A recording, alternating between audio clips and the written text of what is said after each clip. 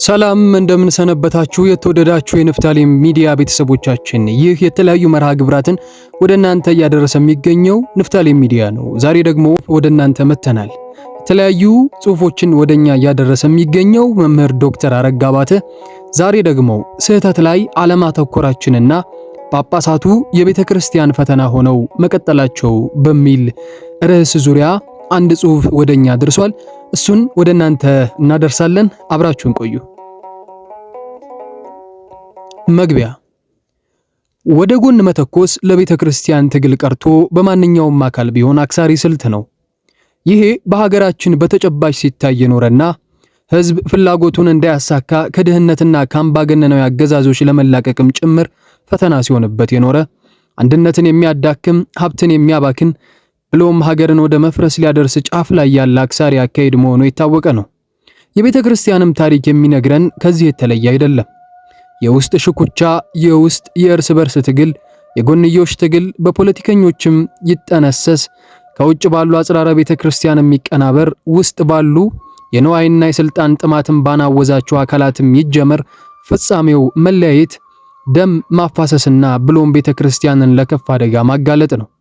ቤተ ክርስቲያንን ለኬልቄዶን ጉባኤ ያደረሳትና ለኬልቄዶን ጉባኤ ቀጥሎ ለገጠማት ታላቅ ፈተና ይሄ የጎንዮሽ ተኩስ፣ ዘር፣ ጎሳና የፖለቲካ መደበቂያነት በመፈለግ ይደረግ የነበረው የውስጥ ሽኩቻ መሆኑን የታሪክ መዛግብት ይናገራሉ። ነገር ግን በየዘመናቱ ከስህተት ተምሮ አንድነትን ከማጠናከር ይልቅ ያንኑ መድገም የሰው ልጆች ታሪክ ሆኖ ቀጥሏል።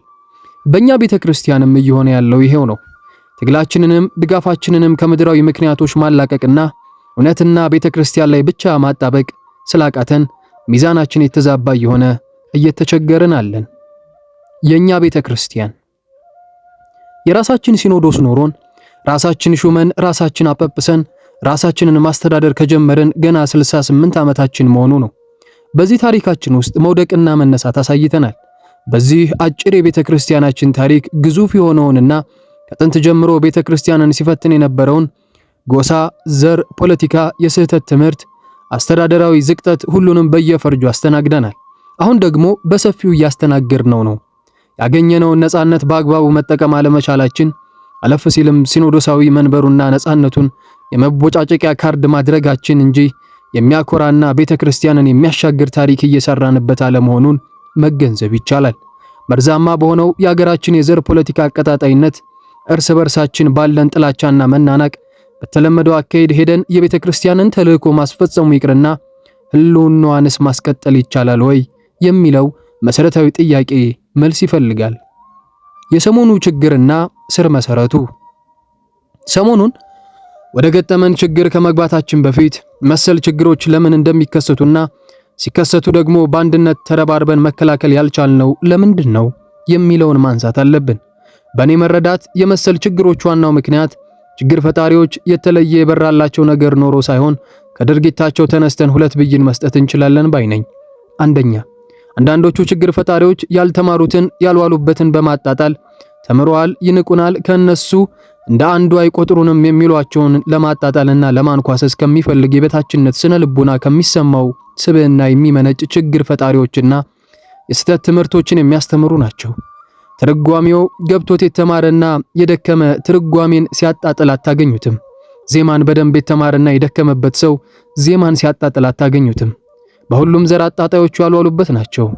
አጣጣዮቹ በጥልቀት ያላወቁት ነገር ያሳንሰናል የሚል የስነ ልቦና ችግር ስላለባቸው ያንን ትምህርት በማንቋሸሽና በማጣጣል የሚሰማቸውን የስነ ልቦና የበታችነት ለማካካስ የሚላላጡ ናቸው።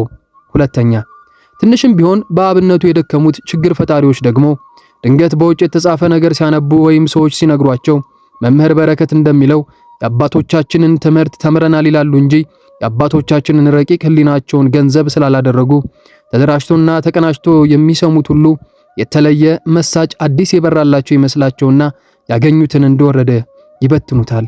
የሁለቱም ማለትም ከስነ ልቦና የበታችነትና ኢንሴኩሪቲ የተነሳ እንዲሁም ከጥራዝ ነጠቅነት የሚነሳውን ችግራቸውን ለማስተካከል የማይፈልጉ ሞገደኞችና ትህትና የሚባል ነገር የማይታይባቸው መሆናቸው ናቸው። ለምሳሌ አባ ገብርኤል በተደጋጋሚ ግዕዙን ሲጠቅሱ የሚሰሙት ለግዕዙ ፍቅር ኖሯቸው አይመስልም። ሊቅ ነኝ አውቃለሁ በማለት የሚበልጧቸውን ሊቃውንት ከማንጓጠጥ አልፈው የቤተ ክርስቲያንን ቅዱስ ትውፊት ለማጣጣል ከሚሻ የበታችነት ስሜታቸው እርሳቸው ባይረዱትም የሚመነጭ መሆኑን ስብከታቸውን በተደጋጋሚ ያዳመጠ ሰው ሊረዳው የሚችለው ነው። የአባ በርናባስ አይነቱ ደግሞ ውጭ መኖሩ ከሀገር በቀሉ ሊቃውንት የተለየ መስሎ ይታይለት ዘንድ ሀገር በቀል ስርዓትን፣ ይትባህልን፣ ዜማን ከማናናቅ አልፎ ከተሐድሶና ፕሮቴስታንታዊ ስልታዊ ትምህርት የተቃዳና ምዕራባዊ መልከታ መሆኑን ሳያውቅ በጥራዝ ነጠቅነት ሳይመረምር በአደባባይ እንደወረደ የሚዘረግፍ ነው። ምስራቃውያኑ ቅዱስ ትውፊታዊ መልከታ እንድንባብ ከጥንት አባቶች ትምህርት በሐዋርያት ዘመን በነበረው መረዳት ከዚያም አልፎ ከጥንት ዕብራውያንና ከብሉይ ኪዳን ታሪክን መርምሮና አነጻጽሮ በትሑት ልቡና ማቅረብ ነው። ይህንን ዘይቤ የሚከተለው የትርጓሜ መንገዳችን በድንገት ከሰሙት ምዕራባዊ እይታ ይልቅ ለክርስቶስ ትምህርት በጣም ቅርብ የሆነ መሆኑን አያገናዝቡትም። በሌላ በኩል የትርጓሜ መንገዳችን ከሐዋርያን አበው ጀምሮ በየትኛውም የጥንት ክርስትና በተስፋፋባቸው አብያተ ክርስቲያናት ያለና የነበረ ሳይሆን ጎጃምና ጎንደር ላይ የሆነ ዛፍ ስር የተደረሰ የሚመስላቸው ሁሉ አሉ። ይሄ ስሙ ድንቁርና ብቻ ሳይሆን በስንፍና የተሞላው ተሐድሶዊና ፕሮቴስታንታዊ መንገድ ይባላል። የችግሩ ችግር ከላይ ባልነው ውስብስብ ምክንያት በአባቶች እየተፈጠሩ ያሉ ችግሮች አጋጣሚ ሁሉ ቤተክርስቲያንን ለማጥቃት ለሚፈልግ የውጭ ጠላት ምቹ አጋጣሚን እየፈጠሩለት ይገኛሉ። ጠላት ከውስጥ ያገኘውን ቀዳዳ ሁሉ ተጠቅሞ ፍላጎቱን ለማስፈጸም መሞከሩ ተፈጥሯዊ ቢሆንም ቤተክርስቲያን ደግሞ ክፍተቷን ጠላት እንዳይጠቀምባት መጠንቀቅ ይጠበቅባት ነበር። አሁን እየሆነ ያለው ግን ስህተት የሚፈጥሩ አካላትን በማጋለጥ ከማስተካከልና ቤተክርስቲያንን ከመጠበቅ ይልቅ ከነሱ አስቀድሞ የነበረን ስህተት በማንጸሪያነት በመጠቀም አለፍ ሲልም ዘርን፣ ጎሳን፣ ፖለቲካን እንደ መደበቂያነትን በመምዘዝ ስህተት ፈጣሪዎችን ከነስህተታቸው በማቀፍ ቤተክርስቲያንን ለጠላት አሳልፎ የመስጠትን ስውር አጀንዳ ለማስፈጸም መሞከር ነው። ቤተክርስቲያን ላይ እየተቀናበረ ያለውን ይህንን ትልቅ ስዕል ማየት ካልቻለን በማይረባ ነገር ስንጨቃጨቅ ቤተክርስቲያንን ወደ ከፋ ፈተና ውስጥ እያስገባናት መሆኑን ሊታወቅ ይገባል። እነንትን አጥፍተው ዝም ተብለዋል እኛ ስንሆን ነው ወይ የሚልን ደካማ ምክንያት በመጥቀስ የስህተት ትምህርታቸውን ለማሰራጨት የሚሞክሩ ሰዎች ሊነቃባቸውና ሊጋለጡ ይገባል። የቀደመ ችግርን የመቅጣትና የመጠየቅ ኃላፊነት የቤተ ክርስቲያን እንጂ የችግር ፈጣሪዎች ጉዳይ ሊሆን አይገባም። ችግር ፈጣሪና ሐሰተኛ እገሌ ተሳስቶ ታልፏልና የኔም ስተት መታለፍ አለበት የማለት መብት የለውም። ቀኖናውን ተቀብሎ ወይ መመለስ ወይ ለይቶለት መውጣት ነው የሚገባው። አሁን የገጠመን ፈተናም ይህንን የፉክክር በር ለአንዴና ለመጨረሻ ጊዜ ዘግተን የቤተ ክርስቲያንን አንድነት ለማስጠበቅና ስጋ ይወድቅልኛል ብሎ እንደሚጠብቅ ጆቢራ ከውጭ አሰፍስፎ የሚጠብቀውን ፖለቲከኛ ይሁን አጽራረ ቤተ ክርስቲያን በማሳፈር አለመቻላችን ነው። የጥር 2015 ቤተ ክርስቲያንን የመደምሰስ ሙከራ በኋላ ተደጋግሞ የሚነሳው ድምሰሳውን በአንድነት ሆኖ መቃወም ሳይሆን አደገኛ ችግሮችን የኛ ሲሆን ነው እንዲህ የሚታያችሁ እነንትናም እኮ እንዲህ አድርገው ዝም ተብለው ነበር በሚል አሳፈሪያ መክንዮ አጅሞልሙሎ ለማለፍና አፍን ለማዘጋት የሚደረግ ሙከራ ነው። ይህ በጥቂቶች የሚነሳ ቢሆንም ፈጽሞ በር ሊከፈትለትና ህብረታችንን ሊከፋፍል የሚገባው አይደለም። ይሄ የጅል መክንዮ መሆኑን ማወቅና ማስረዳት ያስፈልገናል። ስህተት አንድ ጊዜ ተሰራ ማለት ያንን ስህተት መደጋገም አለብን ወይም ሁሉም በየተራ በስህተቱ ቀዳዳ እየገባ በስህተት አቻ መሆን አለበት ማለት ድንቁርና ነው። ይሄ እንኳን እውነት ለሆነችው ቤተክርስቲያን ይቅርና ለፖለቲካም ቢሆን አክሳሪ አካሄድ ነው። ከቤተክርስቲያንና ከአባቶች ምን ይጠበቃል? ከላይ ያልኩትን የጅል መክንዮ ለሚጠቀሙ ሰዎች በተደጋጋሚ በር መክፈት አያስፈልግም። አባቶችም ሆኑ ሲኖዶስ ይህንን ሚዛን ማስጠበቅ አለባቸው። በውጭ ሲኖዶስ ከኖሩ አባቶች መካከል አንድነቱ ይመጣ ዘንድ ይጸልዩ የነበሩ፣ ያዝኑ የነበሩ፣ ሰቀቀን ሆኖባቸው የነበሩ አባቶች የመኖራቸውን ያህል ለቤተ ክርስቲያን ፈተና ሆነው የነበሩ አሁንም አብዛኛው ነገራቸው የአባት የማይመስሉ አባቶች መኖራቸው ሊካድ የማይቻል ሐቅ ነው። የስህተት ትምህርታቸውን በስብከት በመጽሐፍት በአገልግሎትም እስከ መግለጥ ደርሰው የነበሩ አሁን በሕይወት ያሉ አባቶች አሉ። እኔ በግሌ አንዳንዶቹ የተናገሯቸውን አሁንም አልፎ አልፎ ሲናገሩ ስሰማና አባትነታቸውን ስመለከት ፈተና የሚሆኑብኝ ጥቂት አባቶች አሉ። ቤተክርስቲያን ደግሞ እነዚህ አባቶች ለአንድነት ለተከፈለ ዋጋ ሲባል ከነቀድሞ ችግራቸው ተቀብላ የሲኖዶስን አንድነት ለማስቀጠል ያደረገችው ጥረት የሚበረታታ ነበር ማለት ይቻላል። ጠላት የረጅም ጊዜ እቅዱን ለማስፈጸም የጥር 2015 ችግርን ፈጥሮ የነበረው በዚህ በር መሆኑ ግልጥ ነው። በዚህ ግርግር ከተሾሙት አንዳንዶች ችግር ቢፈጥሩም ከመካከላቸው ጥሩ ስብዕና ያላቸውና እውነተኛ የቤተ ክርስቲያን አባቶች መኖራቸውንም አይተናልና በጅምላ መፈረጅ የለብንም። ቤተ ክርስቲያን አንድነቷን ለማስጠበቅ ያደረገችው ነውና ውሳኔዋን አክብረን መገዛት አለብን። ከችግር ፈጣሪዎች ጋር ግን ፈጽሞ ልንተባበርና የመደበቂያ ዋሻ ልንሆናቸው አይገባም። ኋላ አባ ሰላማ ሲኖዶስ በማለት የትግራይን ገንጥሎ ያለውን የጥፋት ስብስብም ከላይ ያልኩትን አመክንዮ ደንስ ለእኩይ ዓላማው የተጠቀመበት መሆኑ የሚታወቅ ነው። ፖለቲከኞቹም እየተነሱ ለትግራይ ሲሆን ዝም ተባለ፣ ለኦሮሚያ ሲሆን ሀገር ተቀጣጠለ የሚለውን የጅል አመክንዮ ሊጠቀሙበት ሲሞክሩ ታይተዋል። ጠላት ይህንን የጅል ያልነውን አመክንዮ ተጠቅሞ ይሳካለት ዘንድ አለመፍቀድ የኛ ንቃተ ህሊና ጉዳይ ነው የሚሆነው። አሁን በውግዘት ያሉት አባቶች ከስህተታቸው ቢመለሱና ቤተክርስቲያኗም አንድነቷን ያስጠብቃል የምትለውን ውሳኔ ብትወስን የምናከብርላት እንጂ በማጥቂያነት አንጠቀምበትም። ዳሩ ግን ሰረቀን ከሚመስል ከልጅነቱ ጀምሮ ተሐድሶ ከነበረና መላዋን ትግራይን ለተሐድሶ እያጫረተ ያለን ዘረኛ የመደበቂያ ዋሻ ልንፈቅድለት አይገባም። በነገራችን ላይ በሀገር ቤት የነበረውም ሲኖዶስ አሿሿሙን በተመለከተ ከስህተት የጸዳ ያልነበረው ከቅርብ ጊዜ ብቻ ጀምሮ ሳይሆን ገና ከጧቱ እንደነበር ይታወቃል። በጥንቃቄ ያልተሾሙ አባቶች ዛሬ የቤተ ክርስቲያን ፈተና ሆነው መቀጠላቸው ሲኖዶሱም አቅም አልባ ሆኖ መቀጠሉ ያስገርምምና ማተኮር ያለብን መፍትሄው ላይ መሆን አለበት። ባጭሩ ለቤተ ክርስቲያን ብዙ ችግር እየሆነ የቀጠለውን አንዱን ችግር ለሌላ ችግር መፍጠሪያነት ምሳሌ ወይም ማሳበቢያ አድርጎ የማስቀጠሉ ጉዳይ የሆነ ቦታ ዋጋ ተከፍሎም ቢሆን መቆም አለበት። ቤተ ክርስቲያን ይህንን ጉዳይ ለአንዴና ለመጨረሻ ጊዜ ካልዘጋችው ሁሉም በየጎጡና በየሰፈሩ ለሚፈጥረው ቤተ ክርስቲያንን ሊያጠፋ የሚችል የስህተት ትምህርት ሁሉ መደበቂያ እያደረገው እኛም ስህተቱን ተረባርበን ከማጥፋት ይልቅ የጎንዮሽ እየተተኳኮስን ጠላትን በመጥቀም መቀጠላችን። ሲኖዶሳዊ መፍትሄ። ሲኖዶስ አቅም አልባ ሆኗል ተብሎ ቤተክርስቲያንን ለፍጹም ጥፋት አሳልፎ መስጠት አይቻልም። ሲኖዶስ የንጹሃን ጳጳሳት ስብስብ እንዳልሆነ ቢታወቅም አባቶች በእኛ ይብቃ ብለው ካሁን በኋላ በተለይም ከነሱ በኩል ችግር እንዳይፈጠር ጠንከር ያለ ሕግና ስርዓት የመዘርጋት ስልጣንና ኃላፊነት አለባቸው። ችግሩን የማስቀጠል ፍላጎት ከሌላቸው በስተቀር እስካሁን ተፈጥሮ የነበሩ ችግሮችን በጥልቀት መርምሮ ካሁን በኋላ ግን በዚያ ሁኔታ መቀጠል ስለማይቻልና ቤተክርስቲያንንም አሰብስቦ የሚጠብቅ የውጭ ጠላት በመላእክት የማስረከብ ያህል የሆነ ከባድ ችግር በውስጣቸው እየተበራከተ እየመጣ ነውና ቁርጥ አቋም መውሰድ አለባቸው።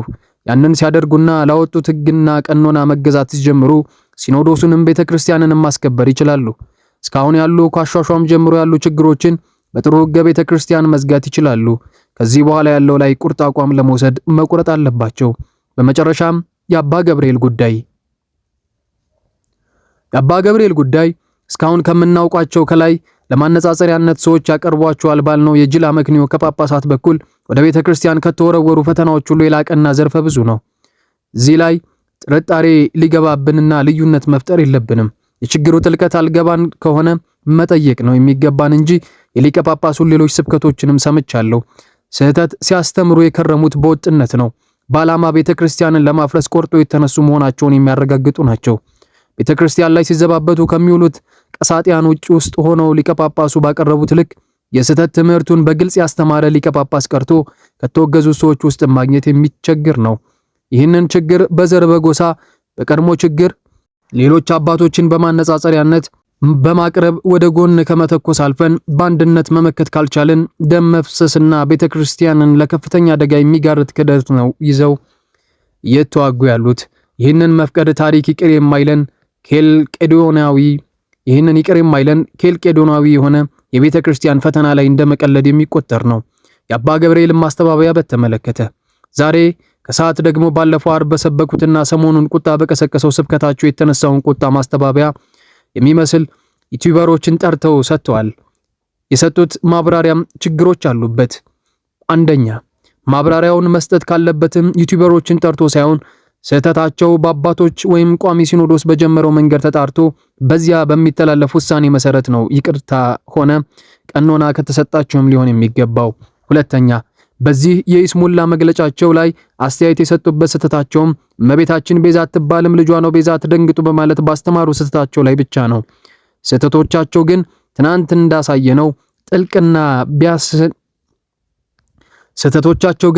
እንዳሳየነው ጥልቅና ቢያንስ ከ7 በላይ የሚሆኑ ናቸው። ሶስተኛ ማስተባበያ በሰጡበት ጉዳይም ቢሆን ቅንነት የጎደለውና ሌሎች አጣመው የከሰሷቸውና ከላይ እንዳስቀመጥነው ማምለጫ ይሆነኛል ያሉትን ሶስተኛ አካል ፈልገው የተገፉ በማስመሰል ችግራቸውን ወደ ሌላው አላከው ለማለፍ ነው የሞከሩት።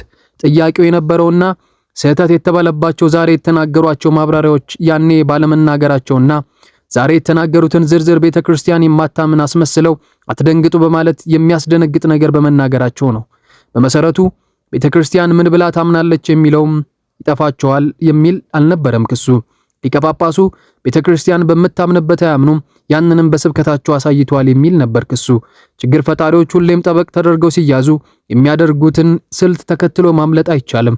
ያደረሱት ጉዳት ከፍተኛ ስለሆነ ስህተቱም የሚታረመው